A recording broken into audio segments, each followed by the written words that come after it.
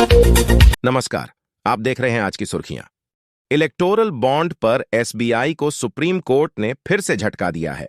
जानिए, आखिर क्यों वह बार बार सुप्रीम कोर्ट के आदेश को चुनौती दे रहा है और अदालत ने उसे अब क्या आदेश दिया है।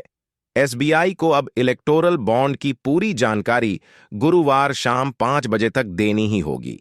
इसमें वह जानकारी भी शामिल है जो इलेक्टोरल बॉन्ड का यूनिक नंबर है और जिससे इलेक्टोरल बॉन्ड को खरीदने वाले और इसको भुनाने वाले राजनीतिक दलों का मिलान हो सकता है। सुप्रीम कोर्ट यहीं नहीं रुका, इसने तो यह भी सुनिश्चित करने को कहा है कि वह इसका हलफनामा दे कि उसने सारी जानकारी चुनाव आयोग को दे दी है। सुप्रीम कोर्ट ने कहा है कि एसबीआई को अल्फान्यूमेरिक नंबर और बॉन्ड की क्रम संख्या सहित सभी विवरणों का खुलासा करना होगा।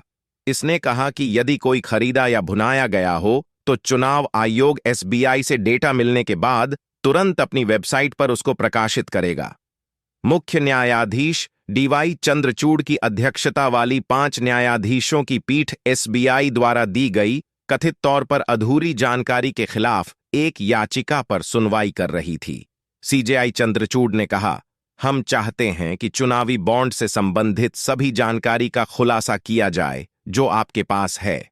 सुप्रीम कोर्ट ने आदेश दिया कि एसबीआई चेयरमैन को हल्फनामे में यह घोषित करना होगा कि एसबीआई ने कोई जानकारी नहीं छिपाई है। सीजेआई ने कहा, फैसला साफ था कि सभी जानकारियों का खुलासा किया जाना चाहिए, चुनिंदा न हो। उन्होंने यह सुनिश्चित करने के लिए कहा कि कुछ भी दबाया नहीं गया है। सुप्रीम कोर्ट ने सोमवार को आदेश दिया कि एसबीआई इस अदालत के फैसले का पालन करने के लिए बाध्य है। मुख्य न्यायाधीश ने कहा, हम चाहते हैं कि चुनावी बॉन्ड से संबंधित सभी जानकारी का खुलासा किया जाए जो आपके पास है। हम मान रहे हैं कि आप यहां राजनीतिक दल के लिए उपस्थित नहीं हो रहे हैं।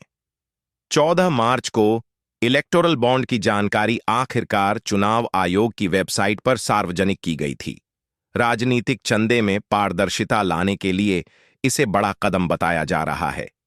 सुप्रीम कोर्ट के आदेश के बाद एसबीआई ने इलेक्टोरल बॉन्ड की यह जानकारी चुनाव आयोग को मुहैया कराई है।